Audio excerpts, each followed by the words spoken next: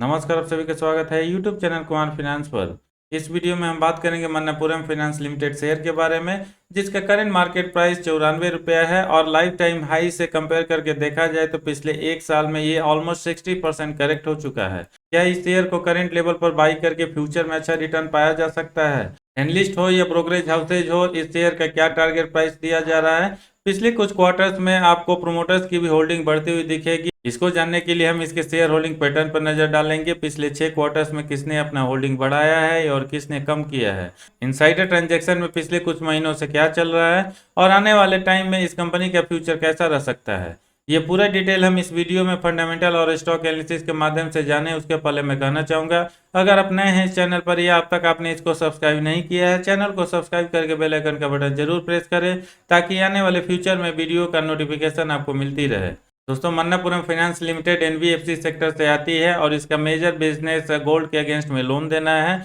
जिसके साथ ये मनी एक्सचेंज फैसिलिटीज भी ऑफर करती है। यानी इस कंपनी के बिजनेस के बेसिक को समझने की कोशिश किया जाए। फाइनेंशियल सेक्टर में रहते हुए भी उस तरह का इसका बिजनेस है जहां पर आपको एनपीए या मॉनेटरी लॉस की संभावनाएं काफ़ी कम होती है, क्योंकि ये अपने कस्टमर को केवल गोल्ड के अगेंस्ट में ही लोन ऑफर करते हैं। प्रेजेंट टाइम में इसका मार्केट कैप 7,973 करोड़ का है, यानी ये स्मॉल कैप से आती है। स्टॉक भी काफ़ी अट्रैक्टिव और 7 के नीचे करीब 6.79 के आसपास चल रहा है। आरओसी इसका 11.9%, रिटर्न ऑन इक्विटी 16.9%, ये दोनों ही अट्रैक्टिव बना हुआ है। अगर इसका कंपैरिजन हम इसके पीयर से करके देखें तो इस कंपनी का बुक वैल्यू 98.9 रुपीज़ है, जबकि शेयर का करंट मार्केट प्राइस 94.2 रुपीज़ है। और ओवरऑल इसको एवेल्युएट करके देखा जाए तो ना सिर्फ ये अंडर वैल्यूड नजर आ रहा है, बल्कि यहाँ पर रिस्क रिवार्ड रेशियो भी काफ़ी अच्छा बन रहा है। लेकिन किसी भी शेयर को केवल इसके बेसिस पर बाई नहीं किया जा सकता कि उसका प्राइस मार्केट में जो चल रहा है उसके बुक वैल्यू से काफ़ी कम है, क्योंकि भले ही अच्छी बात है किसी भी कंपनी और शेयर के लिए,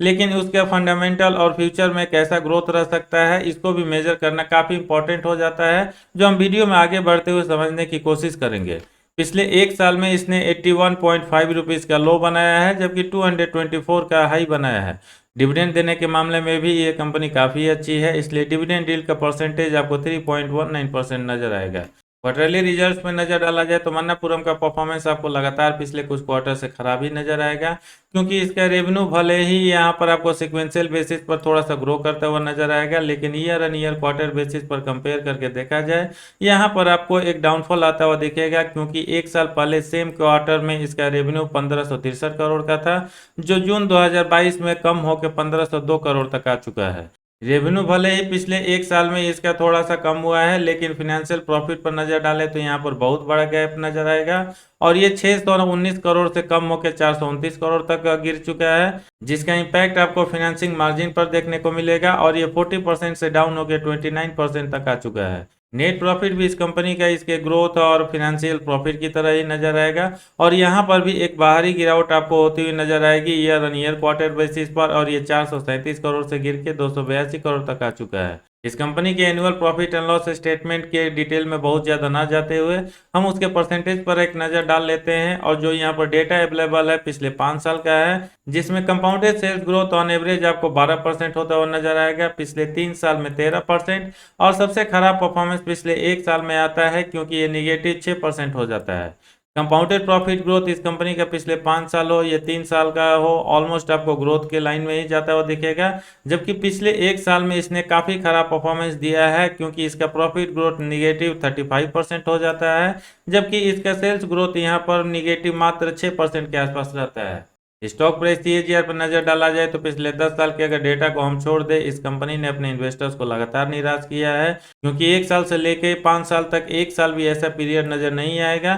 जहां पर इसने अपने इन्वेस्टर्स को पॉजिटिव रिटर्न दिया है। रिटर्न ऑन इक्विटी भी थोड़ा सा आपको पिछले 5 साल में कमजोर होता हुआ नजर आएगा, और ये जो पिछले 3 साल से लेके 5 साल के बीच में 23% था, वो गिर के पिछले एक साल में 17% तक आ चुका है। मन्नापुरम फाइनेंस का शॉर्ट एनालिसिस भी काफ़ी एवरेज आपको देखने को मिलेगा, क्योंकि स्ट्रेंथ 5, अपॉर्चुनिटी 5, टोटल 10 पॉइंट हो रहे हैं इसके फेवर में जो जा रहे हैं, जबकि इसके अगेंस्ट में वीकनेस 10 और थ्रेट 0, टोटल एक बार फिर से यहाँ भी 10 का ही स्कोर हो रहा है। पोजिशनल ट्रेडर हो या इन्वेस्टर हो, उनका कैसा लुकआउट बन रहा है इस शेयर में, इसके लिए अगर हम इसके वॉल्यूम एनालिसिस पर नजर डालें, पिछले एक महीना में ऑन एवरेज आपको 61 लाख शेयर ट्रेड होता हुआ दिखेगा, जिसमें डिलीवरी का परसेंटेज 35.5% रहता है। 1 वीक में डिलीवरी का परसेंटेज एक बार फिर से 35 के आसपास ही रहता है, जबकि एक दिन पहले थोड़ा सा ये बढ़ के 37% के आसपास पहुंचता है। यानी ओवरऑल इसके वॉल्यूम एनालिसिस को हम इवेल्युएट करके देखें, अभी भी इन्वेस्टर हो या पोजिशनल ट्रेडर हो, इस शेयर को बाई करके शॉर्ट टर्म से लेकर लॉन्ग टर्म तक होल्ड करने के लिए उनका इंटरेस्ट बहुत ज़्यादा नज़र नहीं आ रहा है।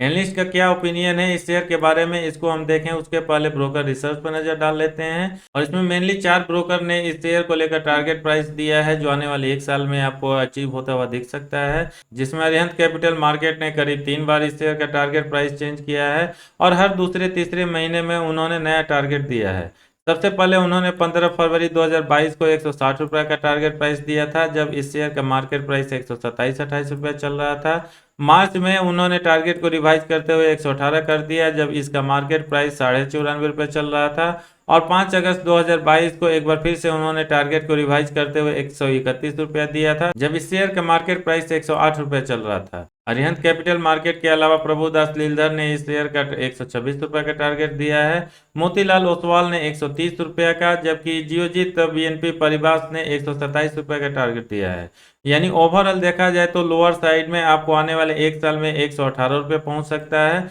जबकि हायर साइड में ये शेयर 160 रुपये के आसपास जाता हुआ दिख सकता है। ब्रोकर ने भले ही इस शेयर को लेकर कुछ भी टारगेट प्राइस दिया हो, लेकिन इनसाइड ट्रांजैक्शन समरी पर अगर आप नजर डालें, इसके प्रोमोटर ने लगातार इस शेयर को मार्केट से बाई करते हुए अपने स्टेक को बढ़ाया है और ये 29 जून से लेके 28 सितंबर 2022 तक कंटिन्यू जारी है। सबसे पहले 29 जून 2022 को जो इसके प्रोमोटर और डायरेक्टर हैं नंद कुमार वीपी, उन्होंने 56,000 शेयर बाई किया। फिर 30 जून को 57,000, 1 जुलाई 2022 को 58,000, 3 जुलाई 2022 को एक बार फिर से 58,000। यहाँ पर 4 जुलाई 2022 को इसके डायरेक्टर जो वी आर रामचंद्रन है, उनके द्वारा एक बड़ा क्वांटिटी सेल होता हुआ भी नजर आ रहा है और ये 1 लाख के क्वांटिटी में है। लेकिन एक बार फिर से 28 सितंबर 2022 को इसके प्रोमोटर और डायरेक्टर जो नंद कुमार वीपी हैं 1.5 लाख शेयर बाई करते हैं 93 रुपये 47 पैसा के रेट पे। यानी ओवरऑल देखा जाए तो मन्नापुरम फाइनेंस के प्रोमोटर लगातार इस शेयर को बाई कर रहे हैं जैसे जैसे इस शेयर में करेक्शन हो रहा है। जैसा कि हमने देखा, मन्नापुरम फाइनेंस लिमिटेड का परफॉर्मेंस काफ़ी खराब रहता है पिछले 5 सालों में, अगर आप share return point of view से देखें तो। इसलिए इन्वेस्टमेंट चेकलिस्ट आपको केवल ग्रीन जोन में ही ज़्यादा हुआ नजर आएगा और जो भी 5 पैरामीटर यहाँ पे दिया हुआ है, इंटरेस्टिंग वैल्यू से लेके नो रेड फ्लैग, केवल आपको ग्रीन सिग्नल ही देता हुआ नजर आएगा। इन्वेस्टमेंट चेकलिस्ट में यहाँ पर जो भी पैरामीटर दिया हुआ है सफिशिएंट नहीं है मेरे अकॉर्डिंग, अगर किसी भी इन्वेस्टर का ओपिनियन मिड टर्म से लेके लॉन्ग टर्म तक का है, क्योंकि ये चेकलिस्ट तो अच्छा होना ही चाहिए। साथ में उस कंपनी का प्रोस्पेक्ट कैसा बन रहा है, कंपनी के बिजनेस का जो सेगमेंट है उसका फ्यूचर कैसा रहने वाला है, और कुछ दूसरे फंडामेंटल भी स्ट्रांग होने जरूरी है, जैसे P ratio, ROC, ROE, ROA. इसलिए किसी भी शेयर को अगर आप लॉन्ग टर्म के लिए बाई करते हैं, ये सारे डिटेल जरूर चेक करें। इस कंपनी के शेयर होल्डिंग पैटर्न पर नजर डालें तो पिछले 6 क्वार्टर्स में प्रोमोटर्स की होल्डिंग ऑलमोस्ट आपको कांस्टेंट नजर आएगी और ये 34.99% में मामूली बढ़त के साथ 35.15% तक पहुंचा है। म्यूचुअल फंड की होल्डिंग यहाँ पर आपको काफ़ी तेजी से बढ़ता हुआ दिखेगा, जो मार्च 2021 से लेके मार्च 2022 के बीच में, क्योंकि ये 7.73% से बढ़ के 14.44% हो जाता है। लेकिन अगले क्वार्टर में म्यूचुअल फंड ने कुछ अपना स्टेक सेल किया है जो करीब 2% के आसपास है, जिसकी वजह से ये होल्डिंग कम होकर 12.43% तक जा पहुंचा है। डीआईज की होल्डिंग भी यहाँ पर वैसे ओवरऑल बढ़ती हुई दिखेगी, क्योंकि मार्च 2021 में ये ना के बराबर थी, जो करेंट टाइम में 1.07% के आसपास आपको देखने को मिलेगा। एफआईज की होल्डिंग की बात करें तो यहाँ पर आपको एक बहुत बड़ी गिरावट होती हुई नजर आएगी पिछले 6 क्वार्टर्स में, और ये 38.58% से कम होकर 28.91% तक जा पहुंचा है। यानी ओवरऑल देखा जाए तो एफआईज ने पिछले 6 क्वार्टर्स में ऑलमोस्ट 10% के आसपास स्टेक अपना सेल किया है। फोरकास्ट पे नज़र डाला जाए तो यहाँ पे 15 एनालिस्ट ने अपना ओपिनियन शेयर किया है, जिसमें 80% एनालिस्ट का मानना है चाहे इसका रेवेन्यू ग्रोथ हो, ईपीएस ग्रोथ हो या शेयर प्राइस ग्रोथ हो, आने वाले 1 साल में अच्छा रह सकता है।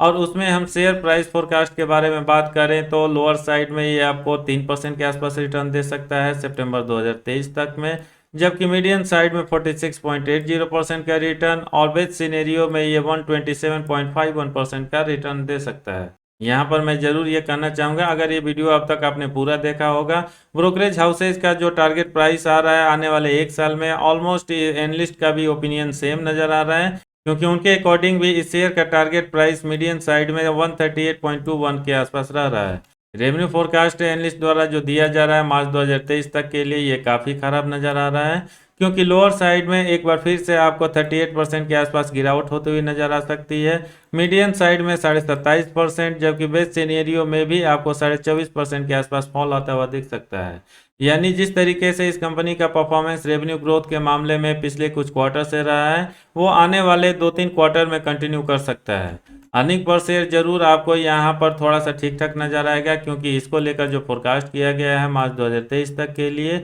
लोअर साइड में ये 15.5% रह सकता है और हायर साइड में 23.44% हो सकता है, जबकि मीडियन साइड में ये 11.5% ग्रोथ दिखा सकता है। यानी ओवरऑल देखा जाए, जो भी एनालिस्ट द्वारा फोरकास्ट दिया जा रहा है, शेयर प्राइस और अर्निंग पर शेयर में अच्छा ग्रोथ आता हुआ दिख सकता है, लेकिन रेवेन्यू ग्रोथ अभी भी आने वाले कुछ क्वार्टर्स में कमजोर रह सकता है। फाइनली अगर मैं अपने ओपिनियन की बात करूं, किसी भी इन्वेस्टर को मन्नापुरम फाइनेंस लिमिटेड में क्या करना चाहिए, मैं यहां पर अपने स्टडी के बेस पर बताना चाहूँगा। अमूमन ऐसे कंपनीज के शेयर प्राइस में तभी अच्छा ग्रोथ होता हुआ दिखता है जब मार्केट में गोल्ड के प्राइसेज ऊपर होते हैं और स्टॉक मार्केट नीचे की तरफ जा रहा होता है। लेकिन करंट टाइम में देखें तो स्टॉक मार्केट हो या गोल्ड की प्राइसेज हो, दोनों ही नीचे की तरफ जा रहा है। इसलिए मन्नापुरम फाइनेंस लिमिटेड हो या इस सेम सेक्टर या सेम कैरेक्टर के बिजनेस करने वाली कंपनी मुथूट फाइनेंस हो, दोनों का परफॉर्मेंस आपको पिछले कुछ क्वार्टर्स हो या पिछले कुछ साल हो, काफ़ी खराब नजर आएगा। हो सकता है आने वाले मीडियम टर्म से लेकर लॉन्ग टर्म में गोल्ड के प्राइसेज एक बार फिर से ऊपर की तरफ जाए,